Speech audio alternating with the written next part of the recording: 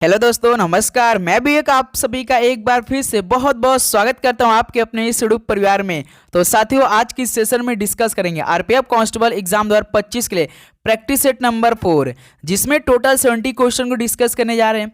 और आज सही करने का टारगेट आप देखिए 65 प्रश्न होने वाला। भाई 70 प्रश्न करना है, 65 प्रश्न सही करना है। यानी इसलिए हम क्यों बोल रहे हैं, क्योंकि देखिए टारगेट हम लोग का 2 मार्च है और 2 मार्च भाई आपका 18 दिन बाद आने वाला है। क्योंकि देखिए फरवरी का महीना चल रहा है, आरपीएफ का एग्जाम सिंपल 2 मार्च से स्टार्ट हो रहे हैं। याद रखिए ये महीना आपका 28 दिनों का ही होने वाला है, तो आपके पास यहाँ से 18 दिन बाकी रह चुके हैं। ओके दोस्त, तो इसलिए अब टारगेट हमारा क्या होगा, फुल आउट ऑफ फुल होने वाला है। तो साथ ही आरपीएफ कांस्टेबल का एग्जाम डेट भी अनाउंस हो चुका है, जो कि शुरू हो रहा है साथ ही 2 मार्च से लेकर 20 मार्च के बीच में। तो इसमें सबसे अधिक क्वेश्चन 50 जीके जीएस से आएगा, 35 क्वेश्चन साथ ही रीजनिंग का रहेगा, 35 क्वेश्चन मैथ का। टोटल 120 क्वेश्चन का आपका पेपर आने वाला आरपीएफ का। यदि साथ ही आप तैयारी कर रहे हैं तो ये सेशन आपके लिए होने वाला, क्योंकि सारे सवाल आपके मोस्ट इंपॉर्टेंट होंगे, प्लस एग्जाम ओरिएंटेशन होगा। ओके, तो चलिए बिना टाइम वेस्ट की सेशन को स्टार्ट करते हैं। प्रैक्टिस सेट नंबर 4 लगातार 11:30 AM पे इसमें हम साथ ही आरपीएफ कांस्टेबल आपके आरपीएफ कांस्टेबल एग्जाम के लिए क्लास प्रोवाइड कर रहे हैं। ओके, तो एक तो सुबह 8 बजे भी क्लास रहती है और 11:30 AM में जो कि आरपीएफ की रहती है, और शाम को 4 PM पे मैथ की रहती है, शाम को 7 PM पे रीजनिंग क्लास रहती है। ओके, तो चलिए आज का पहला प्रश्न हल करते हैं। तो भाई अपना स्कोर आप लोग जरूर चेक करेंगे कि हमारा आज की सेशन में क्या 65 प्रश्न सही बन रहे हैं, क्या हमारी तैयारी इस लेवल की है। बिल्कुल, तो हर एक प्रश्न आपके लिए होने वाला है। देखिए पहला प्रश्न, ग्रैमी पुरस्कार निम्नलिखित में से किस क्षेत्र में प्रदान किए जाते हैं। बताइए दोस्त, ग्रैमी पुरस्कार किस क्षेत्र में प्रदान किए जाते हैं। तो साथ ही याद रखिए ग्रैमी पुरस्कार संगीत के क्षेत्र में प्रदान किए जाते हैं। पहले का ये ऑप्शन बिल्कुल करेक्ट आंसर हो जाएंगे। ओके, चलिए नेक्स्ट नंबर देखते हैं दोस्त। क्वेश्चन नंबर 2, दक्षिणी राज्य आंध्र प्रदेश में स्थित कोलेरू झील 2 नदियों के डेल्टा में स्थित है। वे नदियां कौन सी हैं। भाई जो दक्षिणी राज्य आंध्र प्रदेश है इसमें स्थित कोलेरू झील है, जो कि 2 नदियों के डेल्टा में स्थित है। वे 2 नदियां कौन सी है। भाई याद रखिएगा, एक तो गोदावरी है, एक और कृष्णा नदी है। यानी बी ऑप्शन क्या हो जाएगा, बिल्कुल करेक्ट आंसर हो जाएंगे। ओके दोस्त, चलिए नेक्स्ट नंबर देखते हैं। क्वेश्चन नंबर 3, भारत के संविधान का अनुच्छेद केंद्र शासित प्रदेशों के प्रशासन संबंधित है। तो भारतीय संविधान का कौन सा अनुच्छेद है केंद्र शासित प्रदेशों के प्रशासन संबंधित है, बताइए। तो भाई अनुच्छेद 239 है, ये केंद्र शासित प्रदेशों के प्रशासन से संबंधित है। 239 बी ऑप्शन बिल्कुल करेक्ट आंसर हो जाएंगे। ओके, चलिए नेक्स्ट नंबर देखते हैं दोस्त। क्वेश्चन नंबर 4, सिंधु घाटी सभ्यता के लोग किसकी उपासना करते थे।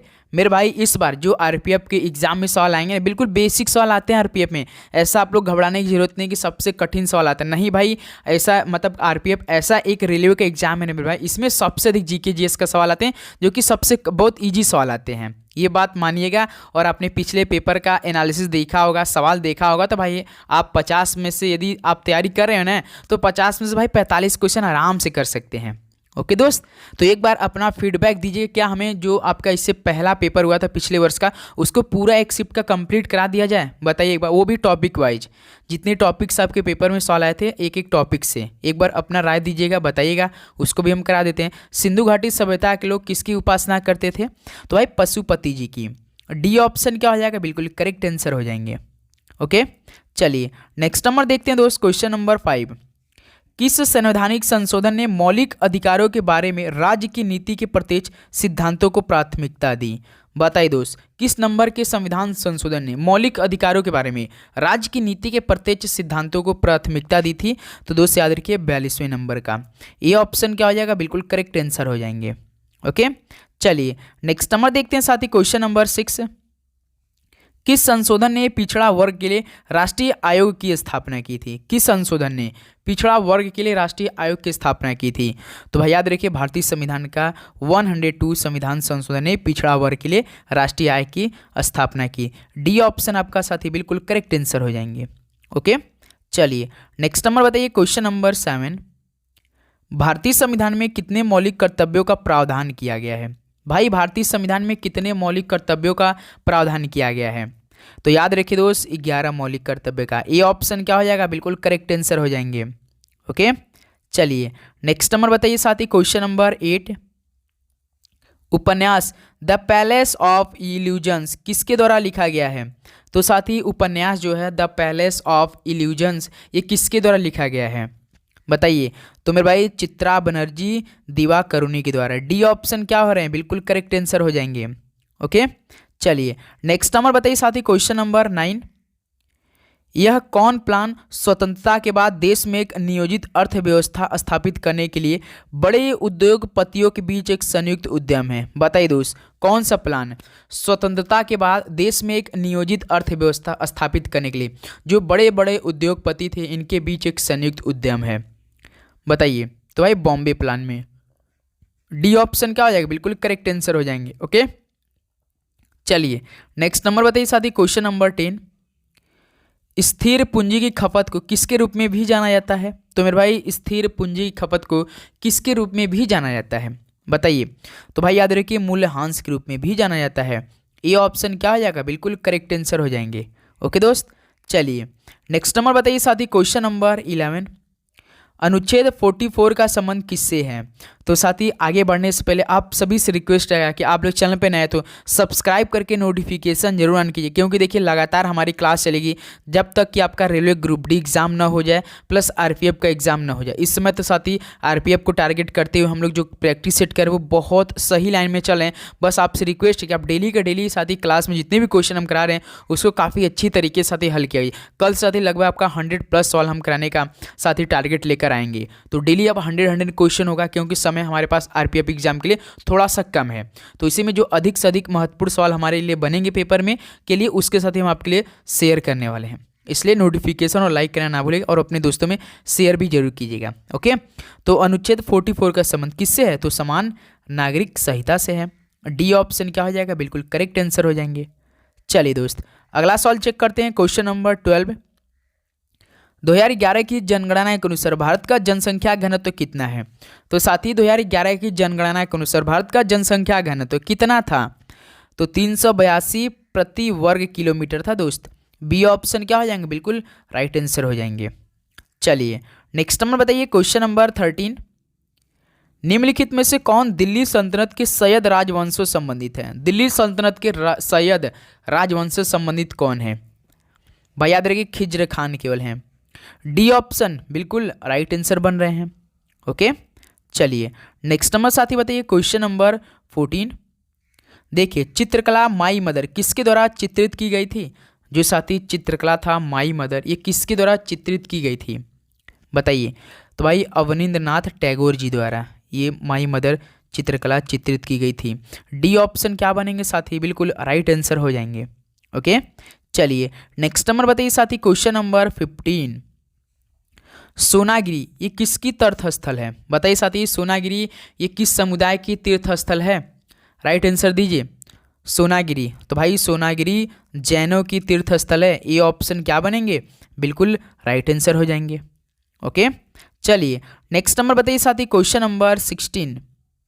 शंभू महाराज निम्नलिखित में से किस नृत्य शैली से जुड़े एक प्रसिद्ध व्यक्तित्व हैं? बताइए दोस्त शंभू महाराज किस नृत्य शैली से जुड़े एक प्रसिद्ध व्यक्तित्व हैं? तो दोस्त कथक के। डी ऑप्शन क्या हो जाएगा? बिल्कुल करेक्ट आंसर हो जाएंगे। ओके चलिए नेक्स्ट नंबर साथी बताइए, क्वेश्चन नंबर 17। देखिए पुस्तक a brief history of time ये किसके द्वारा लिखी गई है? बताइए साथी पुस्तक a brief history of time किसके द्वारा लिखी गई है? एक पुस्तक क्या नाम है उनका? तो सर जी स्टीफन हॉकिंग हैं। ऑप्शन ए स्टीफन हॉकिंग बिल्कुल राइट आंसर हो जाएंगे। ओके चलिए नेक्स्ट नंबर साथी बताइए, क्वेश्चन नंबर 18। निम्नलिखित में से कौन सा त्यौहार विष्णु के वामन अवतार से संबंधित है? मोस्ट इंपॉर्टेंट सवाल है भाई ये परीक्षा के लिए। ये बिल्कुल रेडी है, अपने आप को रेडी कर रहा है एग्जाम में आने के लिए। याद रखिए इसको याद करेंगे कौन सा त्यौहार विष्णु के वामन अवतार से संबंधित है?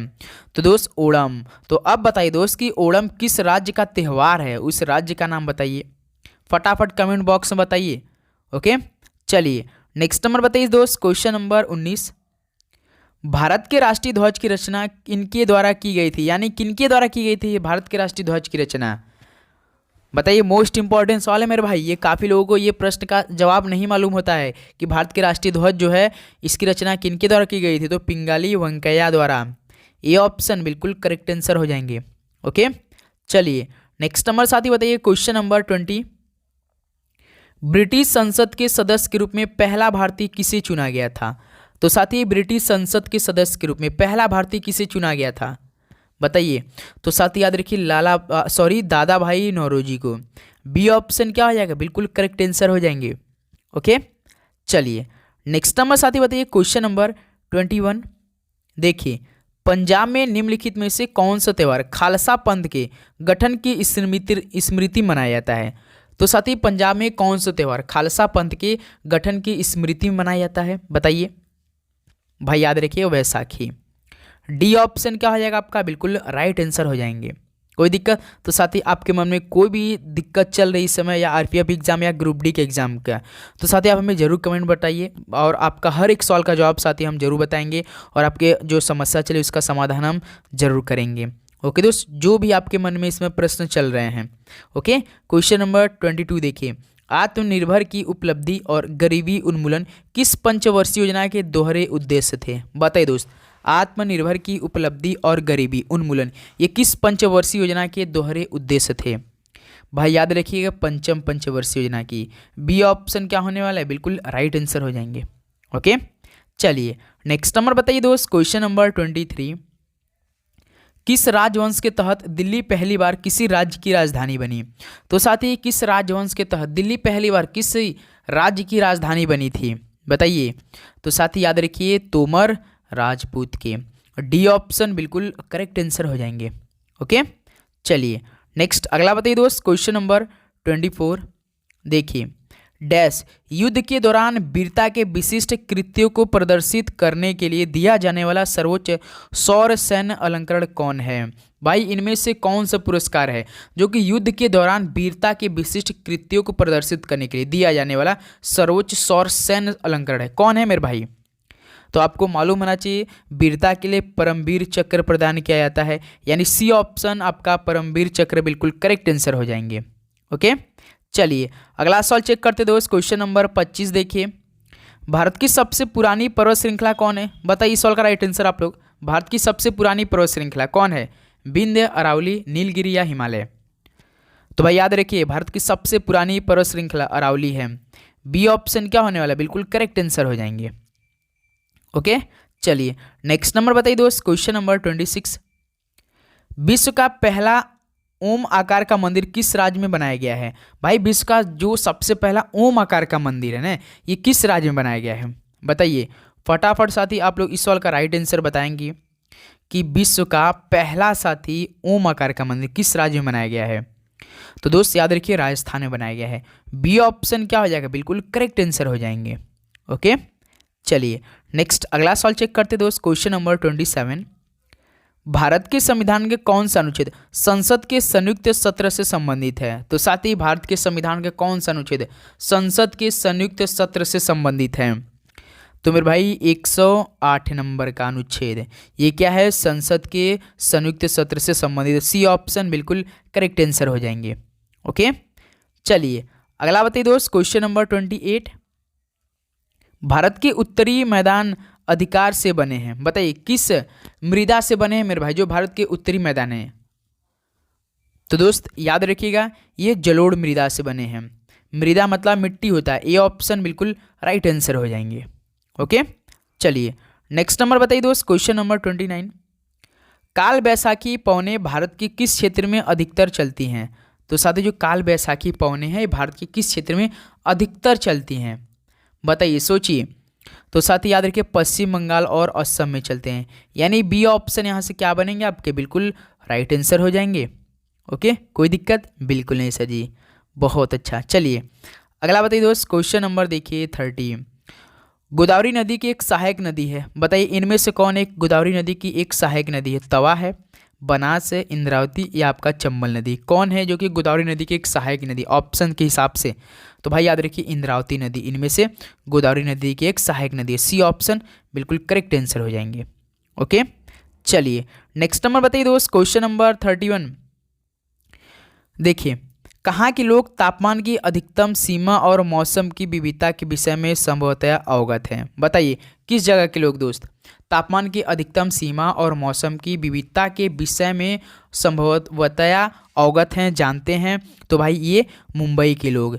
बी ऑप्शन क्या हो जाएगा? बिल्कुल आपके करेक्ट आंसर हो जाएंगे। ओके दोस्त, चलिए नेक्स्ट नंबर बताइए दोस्त, क्वेश्चन नंबर 32। इस सवाल का राइट आंसर आप लोग बताइए। वॉकर कप किस खेल से संबंधित? दो प्रश्न भाई खेल से संबंधित आपके पेपर में, आपके शिफ्ट में देखने को मिलेगा। वॉकर कप किस खेल से संबंधित है? तो दोस्त याद रखिए गोल्फ से संबंधित है। डी ऑप्शन क्या हो जाएगा? बिल्कुल करेक्ट आंसर हो जाएंगे। ओके बिल्कुल, चलिए नेक्स्ट नंबर बताइए दोस्त, क्वेश्चन नंबर 33। संगमरमर का रासायनिक सूत्र क्या है? संगमरमर का रासायनिक सूत्र क्या होता है? तो सर जी CaCO3 होता है। याद रखिए दोस्त, संगमरमर का रासायनिक सूत्र CaCO3 होता है, यानी डी ऑप्शन बिल्कुल राइट आंसर हो जाएंगे। ओके चलिए नेक्स्ट अगला बताइए, क्वेश्चन नंबर 64 देखिए। सॉरी यार 34 क्वेश्चन हम 64 बोल दे रहे हैं, सॉरी। ड्यूस शब्द किस खेल से संबंधित है? तो साथ ही ड्यूस शब्द किस खेल से संबंधित है? बताइए ड्यूस शब्द किस खेल से संबंधित है, फटाफट बताइए। तो देखिए ड्यूस शब्द एक तो टेनिस में आता है, एक आपका बैडमिंटन में आता है, यानी डी ऑप्शन क्या हो जाएगा दोस्त? बिल्कुल करेक्ट आंसर हो जाएंगे। ओके चलिए नेक्स्ट नंबर बताइए दोस्त, क्वेश्चन नंबर 35 देखिए। निम्नलिखित में से किस राजा ने हर्षवर्धन को हराया था? किस राजा ने हर्षवर्धन को हराया था दोस्त? पुलकेशिन प्रथम, पुलकेशिन द्वितीय, कीर्तिवर्मन प्रथम या कीर्तिवर्मन द्वितीय ने किसने साथी हर्षवर्धन को हराया था? तो भाई पुलकेशिन द्वितीय ने हराया था। याद रखिएगा बी ऑप्शन क्या हो जाएगा? बिल्कुल करेक्ट आंसर हो जाएंगे। ओके दोस्त चलिए नेक्स्ट नंबर देखते हैं। 36 नंबर क्या बोला है कि देखिए कि नंदा देवी पर्वत किस भारतीय राज्य में स्थित है? बताइए साथी, नंदा देवी पर्वत किस भारतीय राज्य में स्थित है? भाई उत्तराखंड राज्य में स्थित है। ऑप्शन है बिल्कुल राइट आंसर। एक सवाल आप क्या हमें बताएंगे दोस्त कि उत्तराखंड जो बना है दोस्त, ये किस राज्य से अलग होकर बना है, और जिस राज्य से बना है उसमें कितने जिलों को काटकर एक अलग से उत्तराखंड राज्य को बनाया गया है? बताइए आप लोग फटाफट बताइए इस सवाल का राइट आंसर। दोनों में से एक बताइए, कितने जिलों को काटा गया था और वो किस राज्य से अलग हुआ है? ओके इन दोनों का सवाल बताइए। नेक्स्ट नंबर बताइए दोस्त, क्वेश्चन नंबर 37। निम्नलिखित में से किसे लोकप्रिय रूप से भारत के तोते के रूप में जाना जाता था? मेरे भाई किसे लोकप्रिय रूप से भारत के तोते के रूप में जाना जाता था? तो भाई अमीर खुसरो को। सी ऑप्शन क्या हो जाएंगे? बिल्कुल करेक्ट आंसर हो जाएंगे। ओके दोस्त बिल्कुल, चलिए नेक्स्ट अगला बताइए, क्वेश्चन नंबर 38। प्रत्यावर्ती धारा यानी अल्टरनेट करंट में धारा की दिशा और परिमाण कैसे बदलते हैं? बताइए मेरे भाई किस रूप से बदलते हैं? जो अल्टरनेट करंट है इसमें धारा की दिशा और परिमाण कैसे बदलते रहते हैं? बताइए। तो भाई आवर्ती रूप से बदलते रहते हैं, यानी बी ऑप्शन क्या हो जाएगा? बिल्कुल करेक्ट आंसर हो जाएंगे। ओके चलिए दोस्त अगला बताइए, क्वेश्चन नंबर 39। जलियांवाला बाग हत्याकांड किस वायसराय के कार्यकाल में हुआ था? भाई जलियांवाला बाग हत्याकांड 1919 में हुआ था।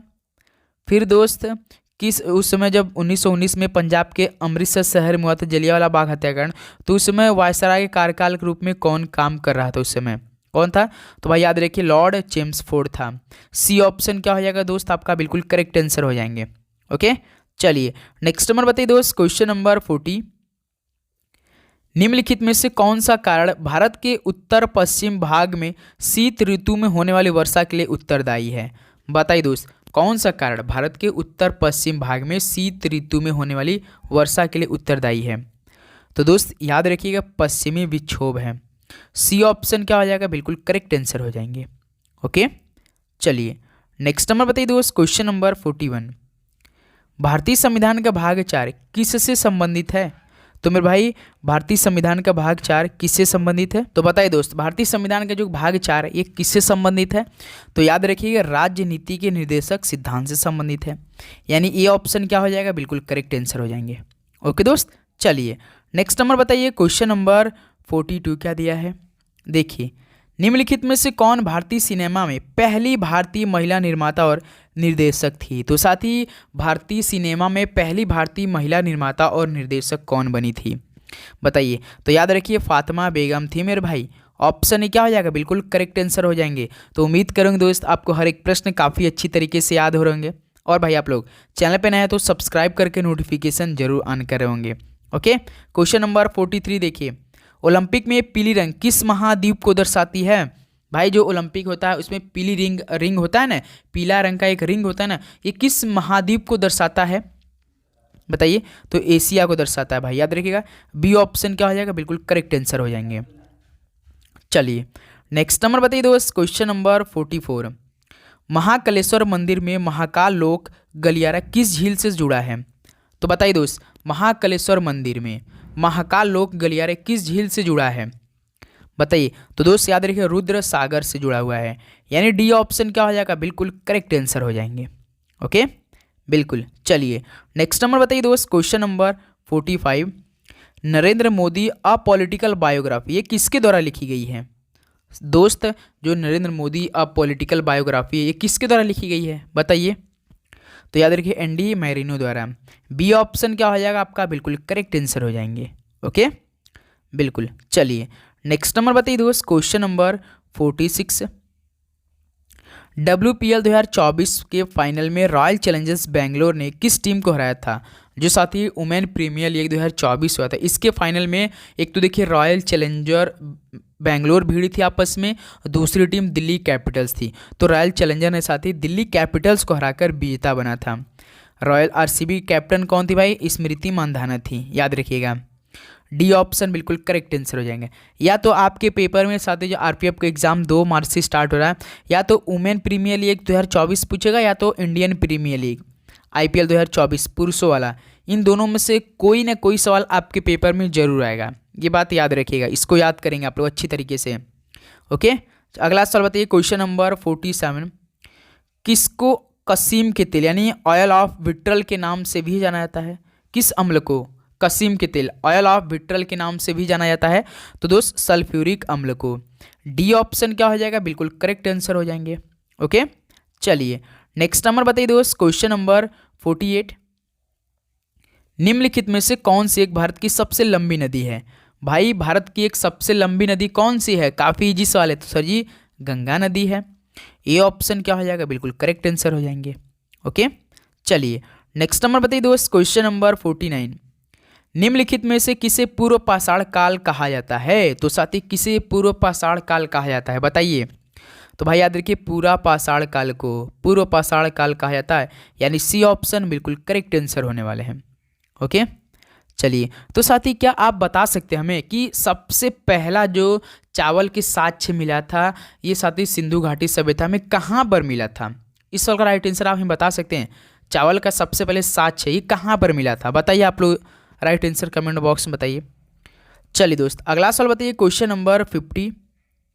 बेटी बचाओ बेटी पढ़ाओ योजना किस वर्ष प्रारंभ की गई थी? तो साथी बेटी बचाओ बेटी पढ़ाओ था, इस योजना को स्टार्ट किया गया था 2015 में 2015 में।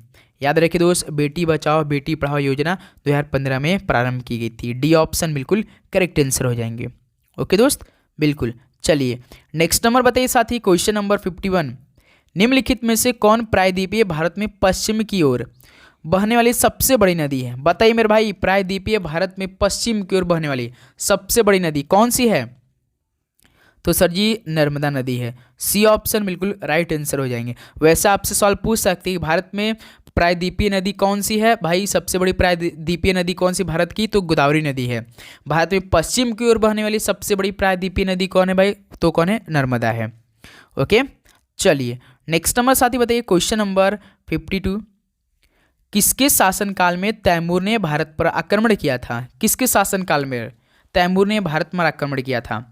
भाई याद रखिए नासिरुद्दीन महमूद शाह तुगलक के।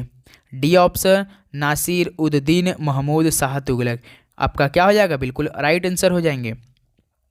ओके दोस्त चलिए नेक्स्ट नंबर बताइए, क्वेश्चन नंबर 53। 1920 का भारतीय राष्ट्रीय कांग्रेस का अधिवेशन निम्नलिखित में से किस स्थान पर हुआ था? मेरे भाई बताइए 1920 का भारतीय राष्ट्रीय कांग्रेस का अधिवेशन किस स्थान पर संपन्न हुआ था? तो सर जी नागपुर में हुआ था। डी ऑप्शन क्या हो जाएगा? बिल्कुल राइट आंसर हो जाएंगे। तो साथी जो भारतीय राष्ट्रीय कांग्रेस में पूर्ण स्वराज की मांग की गई थी ये किस वर्ष के अधिवेशन में की गई थी? इस सवाल का राइट आंसर बताइए। जो पूर्ण स्वराज की मांग की गई थी ना मेरे भाई, तो बताइए किस भारतीय राष्ट्रीय कांग्रेस के वर्ष में की गई थी? बताइए इस सवाल का राइट आंसर आप लोग फटाफट हमें कमेंट बॉक्स में बताइए, किस वर्ष पूर्ण स्वराज की मांग की गई थी?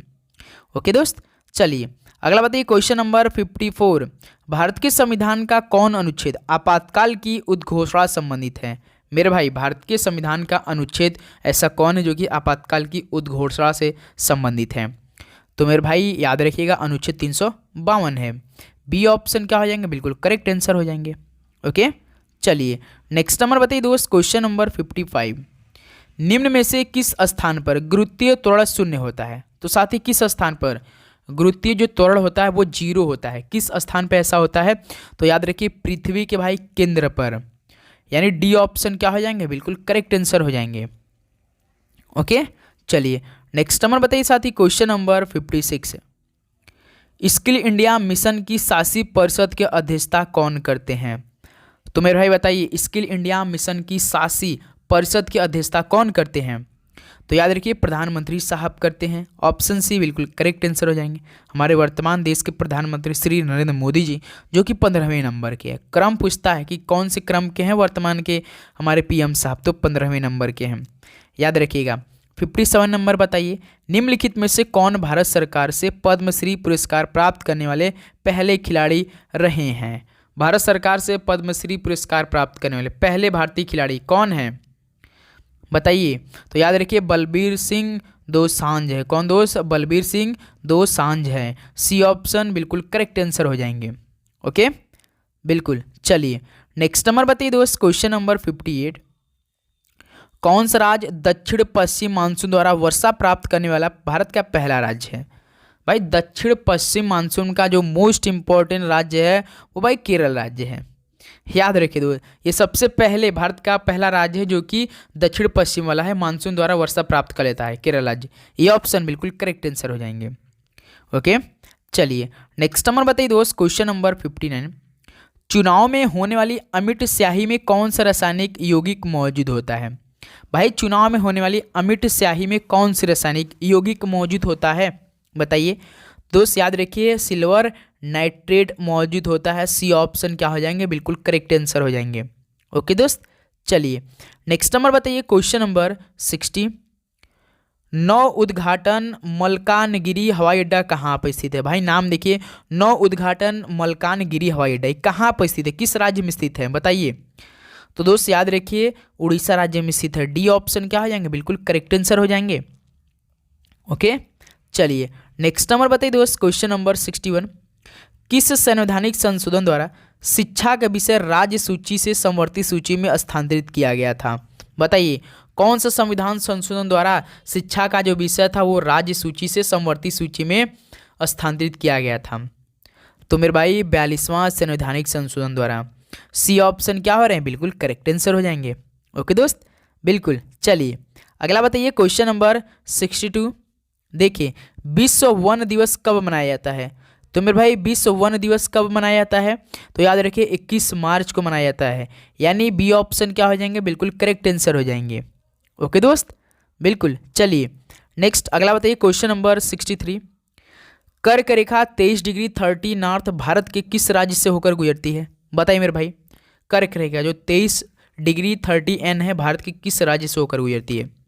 तो याद रखिए छत्तीसगढ़ राज्य से।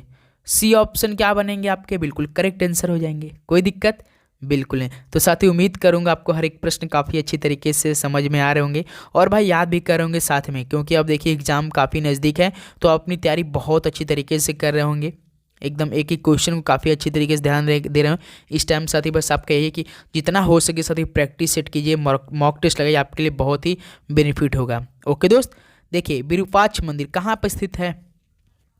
विरूपाक्ष मंदिर ये कहाँ पर स्थित है मेरे भाई? तो हम्पी में स्थित है। सी ऑप्शन क्या हो जाएंगे, बिल्कुल करेक्ट आंसर हो जाएंगे।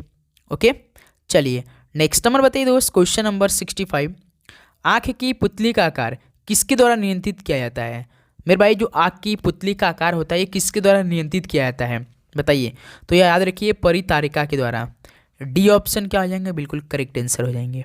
ओके, चलिए नेक्स्ट नंबर बताइए दोस्त, क्वेश्चन नंबर 66, भारतीय संविधान का कौन सा अनुच्छेद भारत के महान्यायवादी से संबंधित है? मेरे भाई भारतीय संविधान का कौन सा अनुच्छेद भारत के महान्यायवादी संबंधित है बताइए? तो सर जी अनुच्छेद 76 है। सी ऑप्शन क्या आ जाएंगे, बिल्कुल करेक्ट आंसर हो जाएंगे। ओके, चलिए नेक्स्ट नंबर बताइए दोस्त, क्वेश्चन नंबर 67, साइखोम मीराबाई चानू किस खेल से संबंधित है? मेरे भाई जो साइखोम मीराबाई चानू है ये किस खेल से संबंधित रखती हैं? बताइए, सोचिए। भाई भारोत्तोलन से संबंधित रखती हैं। बी ऑप्शन क्या हो जाएगा? बिल्कुल करेक्ट आंसर हो जाएंगे। ओके, चलिए नेक्स्ट अगला बताइए साथी, क्वेश्चन नंबर 68, राजा अजात शत्रु ये किस वंश के शासक थे? मेरे भाई जो राजा अजात शत्रु थे ये किस वंश के शासक थे? बताइए। तो याद रखिए हर्यक वंश के थे। बी ऑप्शन क्या हो जाएगा? बिल्कुल करेक्ट आंसर हो जाएंगे। ओके, चलिए नेक्स्ट नंबर बताइए दोस्त, क्वेश्चन नंबर 69, भारत का राष्ट्रीय संग्रहालय कहाँ पर स्थित है? बताइए, भारत का राष्ट्रीय संग्रहालय कहाँ पर स्थित है? तो याद रखिए भारत की राजधानी नई दिल्ली में। बी ऑप्शन बिल्कुल करेक्ट आंसर है। तो साथ ही भारत की राजधानी तो आपने बता दिया, जो भारत का सबसे अधिक फेमस राज्य उत्तर प्रदेश है, इसका आप लोग राजधानी बताइए कमेंट बॉक्स में। इसका कैपिटल बताइए क्या होता है, यूपी का कैपिटल कमेंट बॉक्स में बताइए। ओके दोस्त, चलिए नेक्स्ट नंबर बताइए, क्वेश्चन नंबर 70, भारतीय संविधान का अनुच्छेद 360 किससे संबंधित है? मेरे भाई भारतीय संविधान का अनुच्छेद 360 ये किससे संबंधित रखता है, किससे रिलेट करता है? तो भाई वित्तीय आपातकाल से। बी ऑप्शन क्या हो जाएगा? बिल्कुल करेक्ट आंसर हो जाएंगे।